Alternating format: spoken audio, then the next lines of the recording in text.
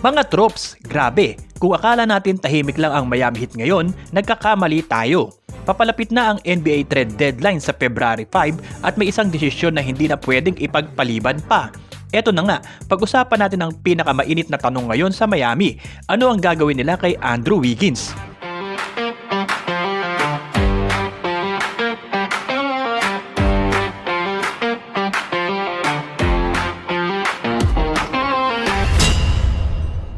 Andrew Wiggins, may player option next season at mukhang hindi ito tatanggapin. Ibig sabihin, posibleng umalis siya at humanap ng long-term deal sa ibang team. At kung mangyayari yan, mga tropes, delikado ang Miami Heat na mawala ng asset nang wala man lang kapalit. Ito kasing sitwasyon ng Miami Heat ngayon, pang-apat na sunod na taon na silang nasa play-in territory. Hindi na to rebuilding, hindi rin contender, parang stuck lang sila sa gitna. At sa ganitong eksena, hindi na sapat ang maghintay lang at umasa. Kung itatago pa nila si Wiggins lampas February 5, may malaking risk na mawala siya sa free agency na walang makukuhang kapalit. Pero kung i-trade siya ngayon, biglang magbubukas ang pinto para sa cap flexibility at assets na pwedeng gamitin sa mas malaking galaw. Mga tropes, isipin nyo to ha, may hawak ang Miami ng tradable first round picks sa 2030 at 2032. Kapag pinackage yan kasama si Wiggins, pwedeng makakuha ang Heat ng solid return. Hindi man agad superstar, pero sapat para maposisyon ng team para sa susunod na hakbang. At hindi lang yan, sa buong NBA landscape ngayon, maraming bagay ang gumagalaw. Hindi pa rin klaro ang sitwasyon ni Giannis sa Milwaukee. May malalaking pagbabago na nangyari sa ibang teams. At kung may isang franchise na kilala sa pagiging handa kapag may bituin na biglang available, yan ay ang Miami Heat.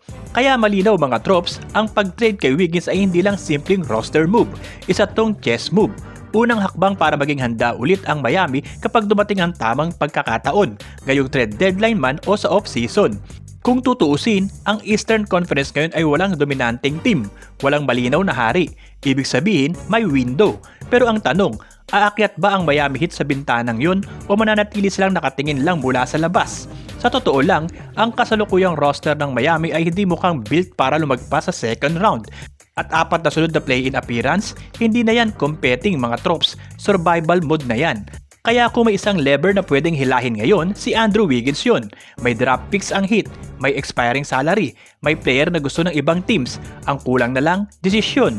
Pero kayo mga tropes, anong masasabi nyo dito? Anong klaseng trade ang dapat gawin ng Miami Heat kay Andrew Wiggins para tuluyan silang makaalis sa play-in at maging totoong banta ulit sa East? I-drop nyo na ang thoughts nyo sa comments. Yun muna mga tropes ang kwento natin ngayon. Kung nakaabang kayo sa Miami Heat updates, ito ang tamang channel para sa inyo. At syempre, huwag kalimutang i-like ang video na to at mag-subscribe at maging kabahagi sa pag-abot natin sa 100,000 subscribers. Tuloy-tuloy pa ang mga balitang Miami Heat natin dito sa Top Sports PH. Power mga tropes, kita-kits sa next upload.